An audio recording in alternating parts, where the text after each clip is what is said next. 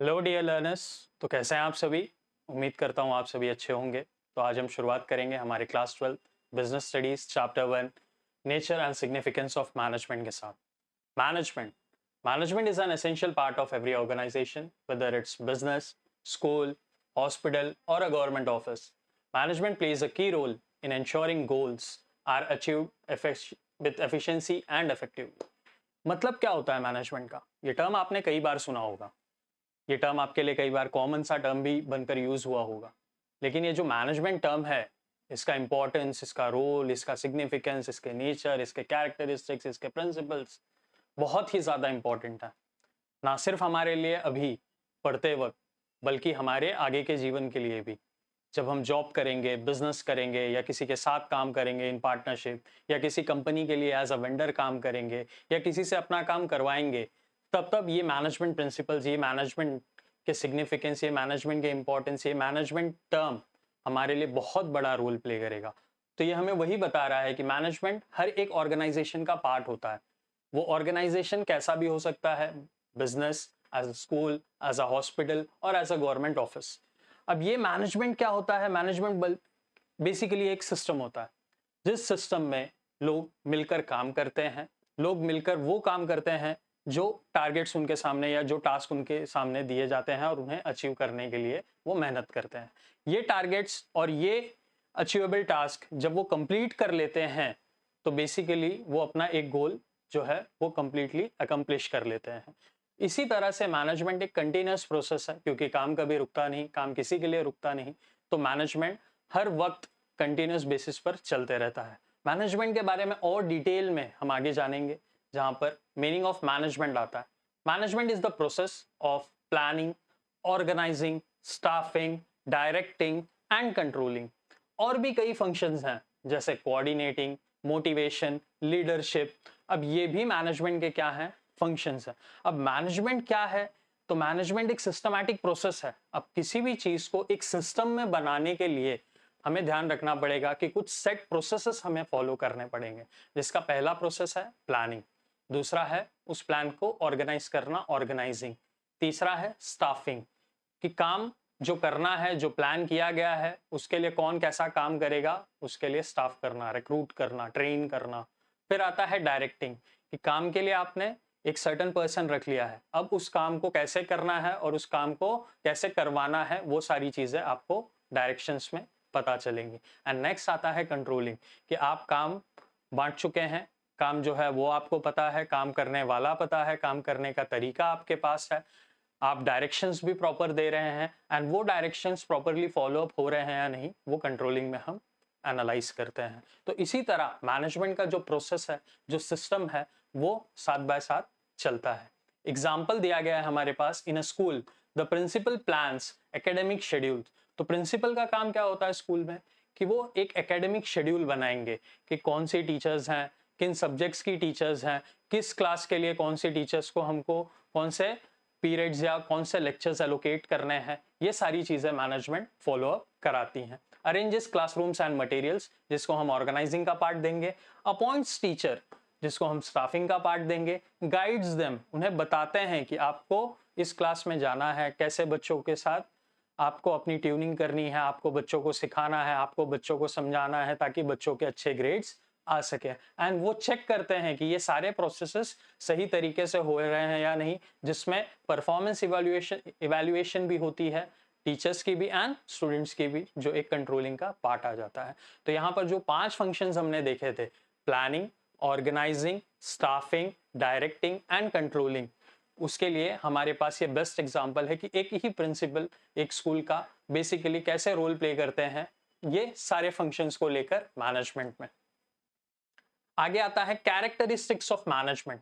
अब nature, feature, characteristics, ये सारे टर्मिनोलॉजीज जो हैं वो एक से हैं। अब नेचर, फीचर, कैरेक्टरिस्टिक्स क्या बताते हैं कि मैनेजमेंट में क्या क्या चीजें इंक्लूडेड होती हैं, मैनेजमेंट कैसे फंक्शन करता है, उसके की पॉइंटर्स क्या होते हैं, की एलिमेंट्स क्या होते हैं, की टर्मिनोलॉजीज क्या होती हैं, जिसके थ्रू हम जान सकते हैं कि मैनेजमेंट का काम करने का तरीका क्या है। सबसे पहला आता है गोल ओरिएंटेड प्रोसेस। तो मैनेजमेंट एक सिस्टमैटिक प्रोसेस है जो पर्टिकुलरली फॉर्म किया जाता है, ताकि जो भी डिजायर्ड गोल्स हैं उनसे वो अचीव कर सके। तो it aims to achieve organisations objective. जो बिजनेस है, जो कंपनीज हैं, जो इंडस्ट्रीज हैं, जो ऑर्गेनाइजेशन है, इनके ऑब्जेक्टिव्स होते हैं कि भाई हमें इतने समय में इतना प्रोडक्शन करना है, इतने प्रोडक्ट्स बनाने हैं या इतनी सर्विसेज मार्केट में देनी है। तो उसको अचीवेबल बनाने के लिए, गोल को कंप्लीट करने के लिए मैनेजमेंट हेल्प करता है। एग्जाम्पल दिया गया है, a company wants to increase sales by 20%, the entire management process works towards achieving this target. तो एक एग्जिस्टिंग कंपनी है जो काम कर रही है, अब उनका टारगेट है कि वो अपने सेल्स को क्या करें, 20% से बढ़ा दें। तो उस 20% और एडिशनल के लिए हम क्या स्ट्रैटेजीज अपना सकते हैं, क्या टेक्निक्स अपना सकते हैं, मैनेजमेंट में क्या चेंजेस कर सकते हैं, वो किसका काम होगा? वो बेसिकली ऑर्गेनाइजेशन का काम होगा, मैनेजमेंट को, सिस्टम को वैसा बनाने के लिए। फिर आता है हमारे पास pervasive. Management is present at all levels in all types of organisation. तो ऑर्गेनाइजेशन है, कंपनी है, वहां पर लेवल्स ऑफ मैनेजमेंट होते हैं।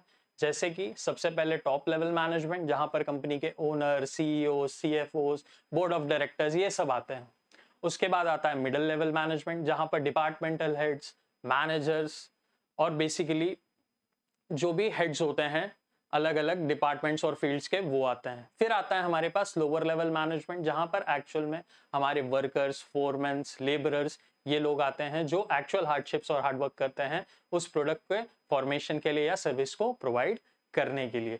तो मैनेजमेंट में हर लेवल पर, हर ऑर्गेनाइजेशन में बेसिकली ये सिस्टम फॉलो किया जाता है। Example, a manager in a multinational company and a store owner both manage resources although at different skills. तो यहाँ पर हमें बताया गया है कि एक मल्टीनेशनल कंपनी का मैनेजर हो या वो एक छोटे से स्टोर का मैनेजर हो, उनको हर एक तरह से जितनी भी चीजें हैं उस स्टोर में या उस कंपनी में उसे मैनेज करना पड़ता है, रिसोर्सेस को मैनेज करना पड़ता है। रिसोर्सेस में क्या क्या आ जाता है? रॉ मटेरियल्स आ जाते हैं, फिनिश गुड्स आ जाते हैं, वर्क इन प्रोग्रेस गुड्स आ जाते हैं, मशीनरीज आ जाती हैं, इक्विपमेंट्स आ जाते हैं, टूल्स आ जाते हैं, एंड सबसे बड़ा और इम्पॉर्टेंट ह्यूमन रिसोर्सेस आ जाते हैं। जो लोग वहाँ काम करते हैं उनके साथ भी कोऑर्डिनेट करना पड़ता है और उन्हें भी काम समझाना पड़ता है ताकि काम अच्छे से हो सके।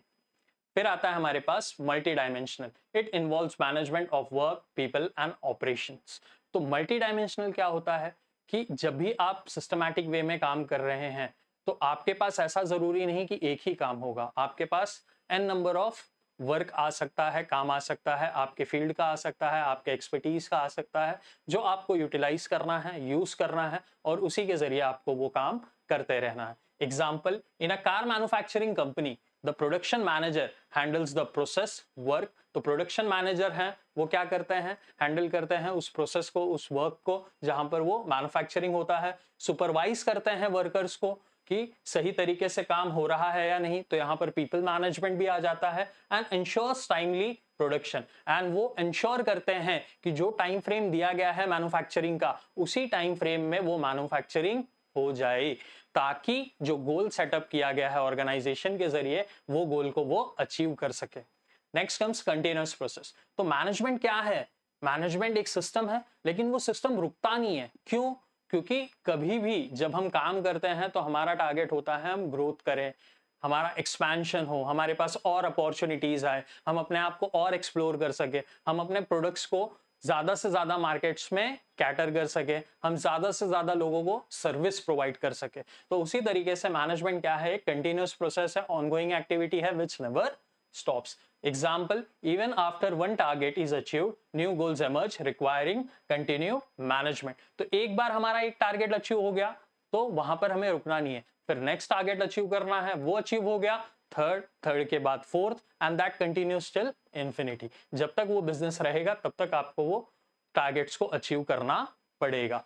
Next comes group activity. Management involves coordinating efforts of a group of people. तो मैनेजमेंट मतलब ये नहीं कि एक पर्सन है जिसने सारे प्रोसेसेस भी सेट कर दिए, जो सारे काम भी कर रहा है एंड जो सारे गोल्स को अचीव भी कर रहा है। ऐसा पॉसिबल है क्या? नहीं।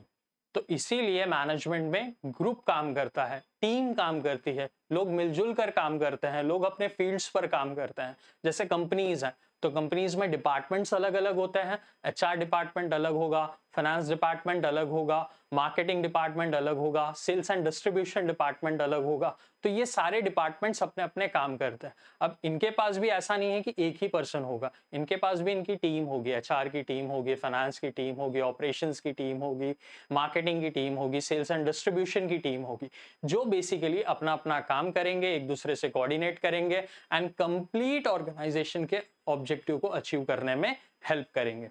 फिर आता है हमारे पास डायनामिक फंक्शन, सॉरी एग्जांपल हम देख लेंगे। A film director manages a team of actors, technicians and editors to produce a movie. बहुत ही अच्छा एग्जांपल है कि एक मूवी बनाने के लिए सिर्फ एक्टर की जरूरत नहीं है, डायरेक्टर होता है, प्रोड्यूसर होता है, टेक्नीशियंस होते हैं, जो मिलकर क्या करते हैं, एक फिल्म को पूरा करने में हेल्प करते हैं। एंड जब सबके एफर्ट्स और कंट्रीब्यूशंस एक साथ आते हैं तब जाकर वो फिल्म बनती है एंड वो सक्सेसफुल होती है।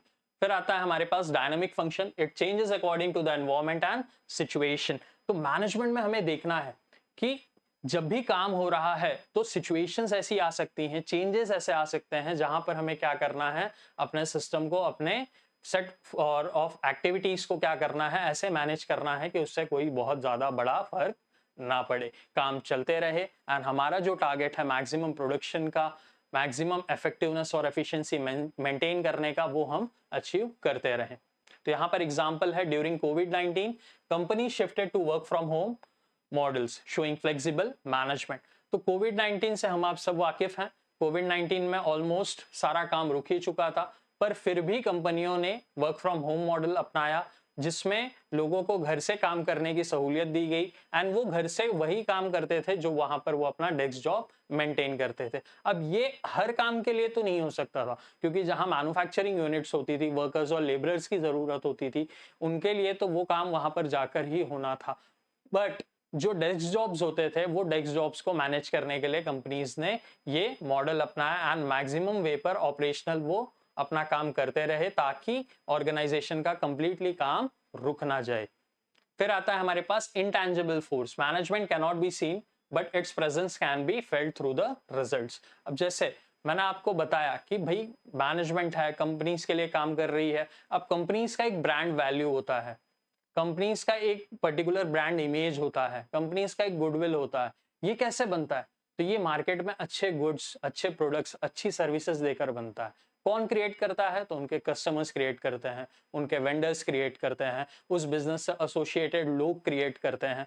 तो ये बेसिकली जब अच्छा होता है तो उस पर्टिकुलर ब्रांड का या ऑर्गेनाइजेशन का वैल्यू क्या होता है, बढ़ जाता है। तो ये भी एक फोर्स है जो मार्केट में एक्ट करता है आपके ग्रोथ के लिए, आपके एक्सपेंशन के लिए, आपको मार्केट में अच्छे मुकाम पर लेकर जाने के लिए। Example, smooth functioning of a restaurant, polite staff and timely service reflect good management.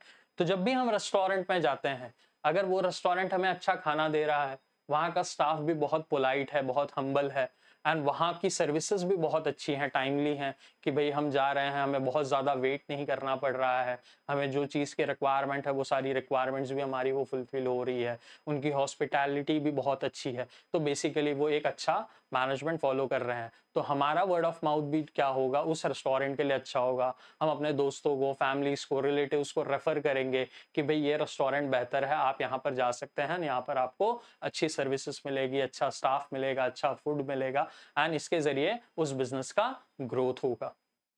Next comes objective of management. सबसे पहला ऑब्जेक्टिव है ऑर्गेनाइजेशनल ऑब्जेक्टिव। तो एक ऑर्गेनाइजेशन, कंपनी, इंडस्ट्री, बिजनेस, उसका सबसे बड़ा मोटिव होता है मार्केट में आते ही सर्वाइवल, कि वो अपने आपका सर्वाइवल कर सके, धीरे धीरे मार्केट में अपनी जगह बना सके। एक बार वो मार्केट में जब अपनी जगह बना लेती है तो उसका सेकंड मोटिव होता है प्रॉफिट।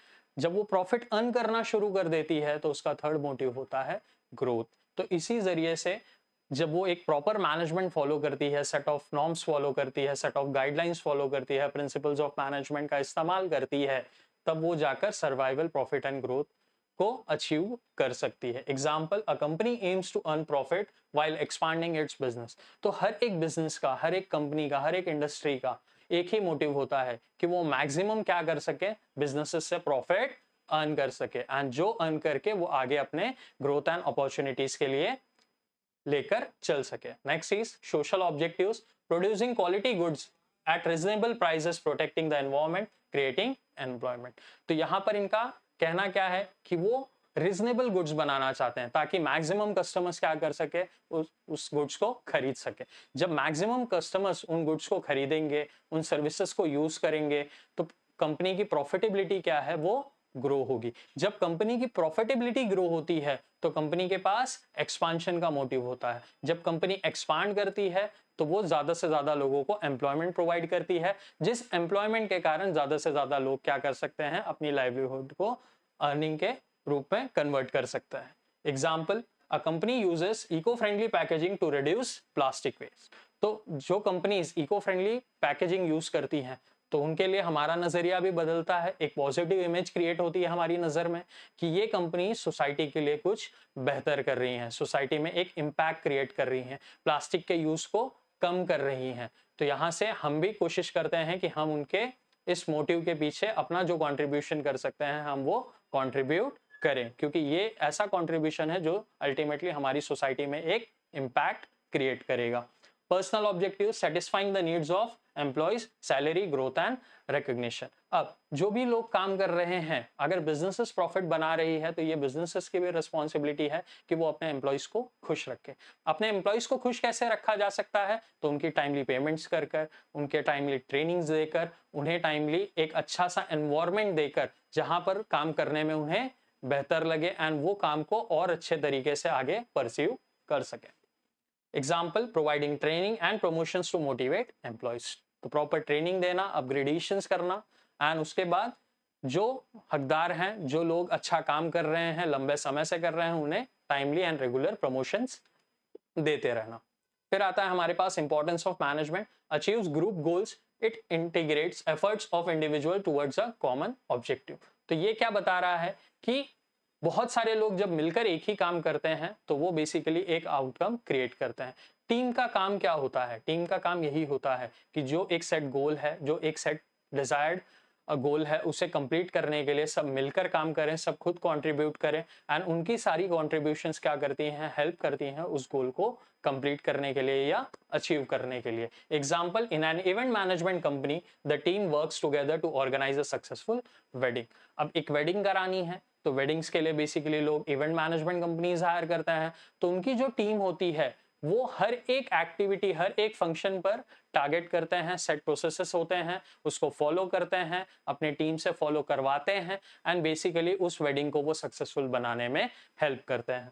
फिर आता है हमारे पास increase efficiency, increases efficiency, optimal use of resources, no wastage. अब यहाँ पर क्या है कि भाई जब भी आप काम कर रहे हैं, हमें पता है कि रिसोर्सेज जो अवेलेबल हैं हमारे पास नेचर में, एनवायरनमेंट में, वो लिमिटेड है। तो हमें वो रिसोर्सेज आज भी इस्तेमाल करने हैं और ऐसे इस्तेमाल करने हैं कि हम उससे मैक्सिमम आउटकम्स लेके सकें और मिनिमम वेस्टेजेस हो। एंड ये भी देखना है, ये भी ध्यान रखना है कि वो रिसोर्सेज हमारी फ्यूचर जनरेशन के लिए भी सेव हो, जिसके लिए एक टर्मिनोलॉजी होता है सस्टेनेबल डेवलपमेंट। अगर आपने अभी नहीं पढ़ा है तो आप इसके बारे में आगे जानेंगे, जो एक काफी इंपॉर्टेंट टर्म है जहां पर मैनेजमेंट का बहुत बड़ा रोल प्ले होता है। एग्जाम्पल दिया गया है हमारे पास, a manufacturing firm uses just in time inventory to reduce storage cost. तो एक मैन्युफैक्चरिंग कंपनी है जो एक मेथड होता है just in time inventory method, वो यूज करते हैं ताकि वो क्या कर सके, मैक्सिमम आउटकम यूटिलाइज कर सके and minimum vestiges of product कर सके। इसमें कोई भी प्रोडक्ट्स का नुकसान जो है वो मिनिमाइज करते हैं ताकि मार्केट में जो भी जितनी रिक्वायरमेंट है, डिमांड एंड सप्लाई का जो एक चेन है वो प्रॉपर तरीके से चलता रहे।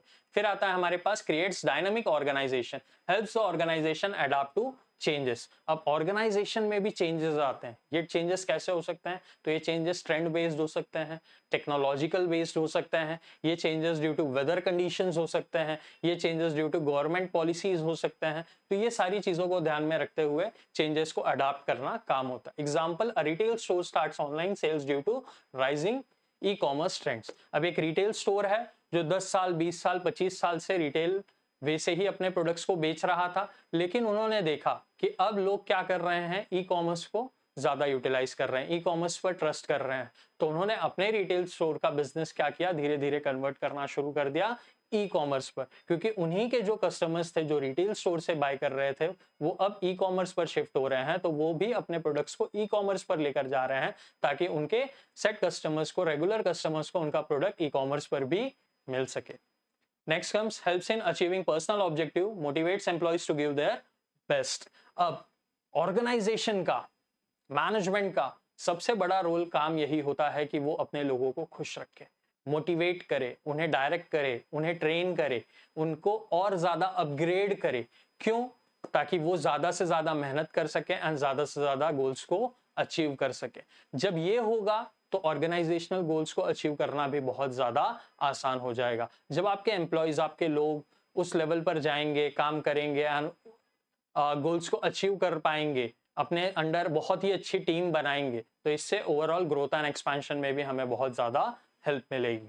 एग्जाम्पल है bonus schemes, flexible working hours and recognition lead to job satisfaction. अब एक एम्प्लॉय का जॉब सेटिस्फैक्शन कब होगा? जब उन्हें टाइमली सैलरी मिलेगी, बोनसेस मिलेंगे, प्रमोशंस मिलेंगे एंड ये क्या करेगा? ये उन्हें कंट्रीब्यूशन में हेल्प करेगा। Next comes development of society by providing employment and better products. अब सोसाइटी में हम चेंजेस कैसे लेकर आ सकते हैं? तो टाइमली हम सोसाइटी में एक्सपांड करें तो वहां के लोगों के लिए हम एम्प्लॉयमेंट जनरेट कर सकते हैं, वहां के लोगों के लिए अच्छे प्रोडक्ट्स एंड सर्विसेज दे सकते हैं एंड यही अच्छे प्रोडक्ट्स एंड सर्विसेज जब हमारे हाई लेवल पर सेल्स क्रिएट करेंगे तो हमारा एम्प्लॉयमेंट अपॉर्चुनिटीज भी बढ़ेगा।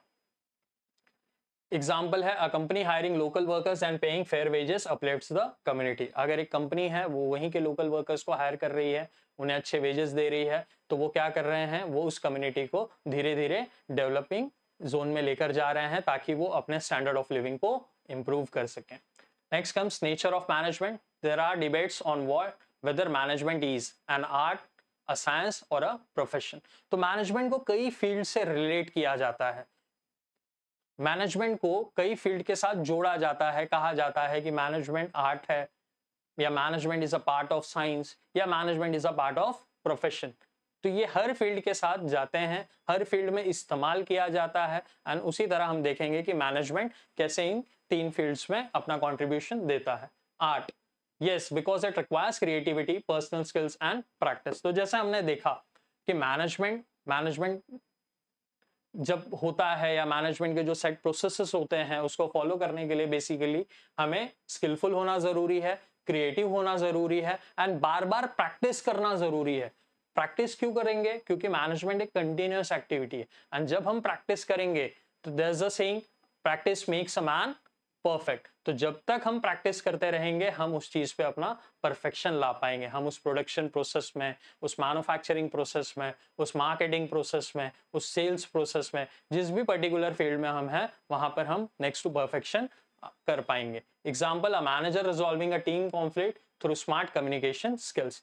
तो एक मैनेजर की रिक्वायरमेंट क्या है कि अगर दो इंडिविजुअल्स में कोई दिक्कत है, कोई तकलीफ है, तो वो उन्हें बुलाए, उनके साथ बैठें, उनके साथ डिस्कस करें, उनकी प्रॉब्लम्स को रिजॉल्व करें एंड वापस उन्हें प्रोडक्टिव बनाने में हेल्प करें, क्रिएटिविटी अपनी यूज करें, ताकि जो भी सेट प्रोसेस है वो उसमें कोई भी दिक्कत या उसमें कोई भी तकलीफ ना हो सके। As a science, yes, it has principles and cause effect relationships, but it is a social science, no, not a pure science. अब social science क्या होता है? The science which is related to society. तो yes, management contributes to the society. Management का काम है कि वो सोसाइटी के लिए कंट्रीब्यूशन करे, सोसाइटी में एम्प्लॉयमेंट जनरेशन करे, सोसाइटी की डिमांड एंड सप्लाई नीड्स को वो कंप्लीट करने में हेल्प करे। एग्जाम्पल है Henry fuels principle of management, like division of work and unity of command. तो यहाँ पर हमें बताया गया कि division of work, particular fields के हिसाब से लोगों में काम बांटना ताकि लोग अपना अपना काम अपने अपने एक्सपर्टाइज और अपने अपने नॉलेज एंड एक्सपीरियंस के हिसाब से कर सकें। एंड यूनिटी ऑफ कमांड, तो जो भी कमांड है उसको यूनाइटेड वे में फॉलो करना ताकि जो काम है, जो मैनेजमेंट के प्रोसेस है, वो सही तरीके से चलते जाए। As a profession, partially because it has some characteristics like formal knowledge and code of conduct but lacks strict regulations like law और medicine। अब जैसे लॉ, लॉयर किसे हम कहेंगे? जो लॉ की डिग्री परस्यू करता है। मेडिकल प्रैक्टिशनर हम किसे कहेंगे? जो मेडिसिन की डिग्री परस्यू करते हैं। लेकिन हम मैनेजर उसे कह सकते हैं जिसके पास कोई भी मैनेजमेंट की डिग्री ना हो, कोई भी फॉर्मल क्वालिफिकेशन ना हो। अगर उनके पास प्रॉपर एक्सपीरियंस है, प्रॉपर एक्सपर्टीज है, उन्हें प्रोसेसेस पता है, उनको सेट नॉर्म्स पता है, तो वो उस चीज को यूटिलाइज कर पाएंगे।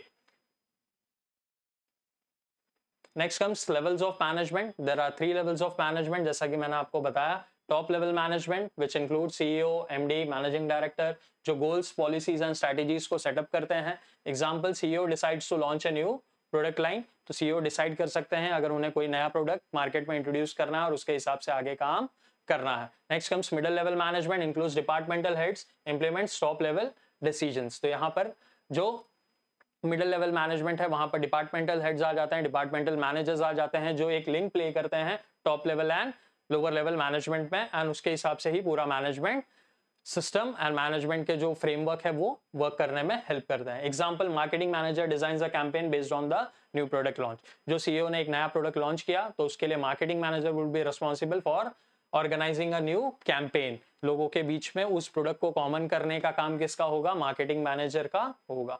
Next comes the lower level management, include supervisor and foreman, oversees day to day operations, जो सारे डे टू डे ऑपरेशंस को देखते हैं और उसके हिसाब से काम करते हैं। Floor manager supervisor ensures worker meet the daily production target, तो वर्कर्स को डेली प्रोडक्शन टारगेट दिया जाता है एंड ये सुपरवाइजर्स का काम होता है कि वो चेक करते रहें कि वो अपने टारगेट्स को अचीव कर रहे हैं या नहीं। Okay, next comes functions of management.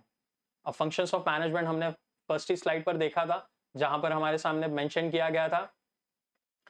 पहला प्लानिंग, दूसरा ऑर्गेनाइजिंग, तीसरा staffing, next directing and controlling. Okay, planning, setting objectives and deciding how to achieve them. तो ऑब्जेक्टिव सेट करना, प्लान सेट करना कि उन्हें कैसे करना है, क्या अचीव करना है, ये सारे प्रोसेस को हम क्या कहते हैं?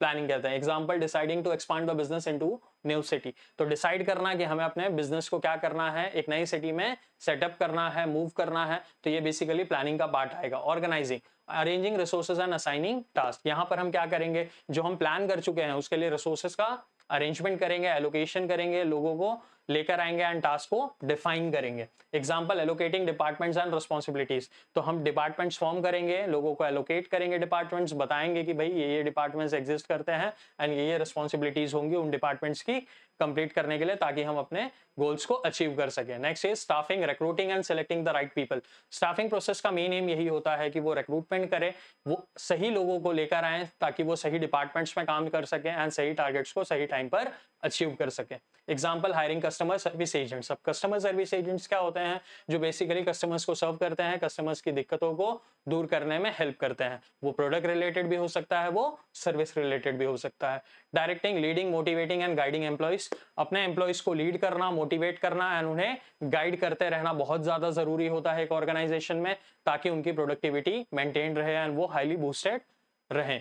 Example, encouraging employees through appreciation and incentives. अब एम्प्लॉइज को हम एनकरेज कैसे कर सकते हैं?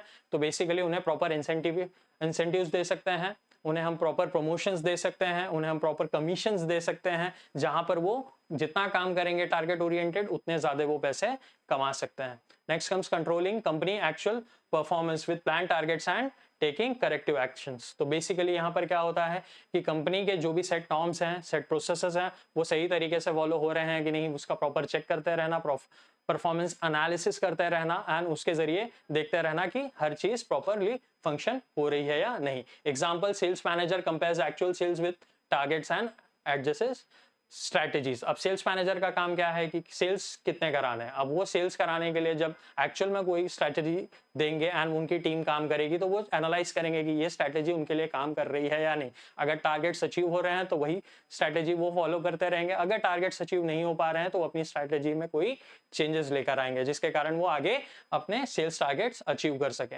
Next comes coordination, the essence of management. Coordination is not a separate function but the essence of management because it is required in every function. तो ये एक बहुत ही ज्यादा इंपॉर्टेंट फंक्शन है कोऑर्डिनेट करना। क्यों? क्योंकि कंपनी है, कंपनी में डिपार्टमेंट्स है, मैंने आपको बताया, एचआर है, फाइनेंस है, मार्केटिंग है, सेल्स एंड डिस्ट्रीब्यूशन है, ऑपरेशंस है, जब तक ये सारे डिपार्टमेंट्स एक दूसरे से कोऑर्डिनेट नहीं करेंगे तब तक मैनेजमेंट के फंक्शंस, मैनेजमेंट के प्रिंसिपल्स, मैनेजमेंट का फ्रेमवर्क जो है वो कंप्लीट नहीं होगा। जब ये प्रॉपर हेल्दी तरीके से रेगुलर टाइम टू टाइम एक दूसरे से कोऑर्डिनेशंस मेंटेन करेंगे तो ये प्रोडक्शन साइकिल पर भी बहुत अच्छा इंपैक्ट छोड़ेगा एंड ये डिमांड एंड सप्लाई का जो एक चेन है, एनालिसिस है, वो भी कंप्लीट करता रहेगा। इसलिए कोऑर्डिनेशन बहुत बड़ा रोल प्ले करता है। Example, a company launching a new phone must coordinate between design, production, marketing and sales department to ensure everything happens smoothly and time. तो एक कंपनी जो एक नया फोन लॉन्च कर रही है वो कोऑर्डिनेट करेगी अपने प्रोडक्शन टीम के साथ, मार्केटिंग के साथ, सेल्स डिपार्टमेंट्स के साथ। क्यों?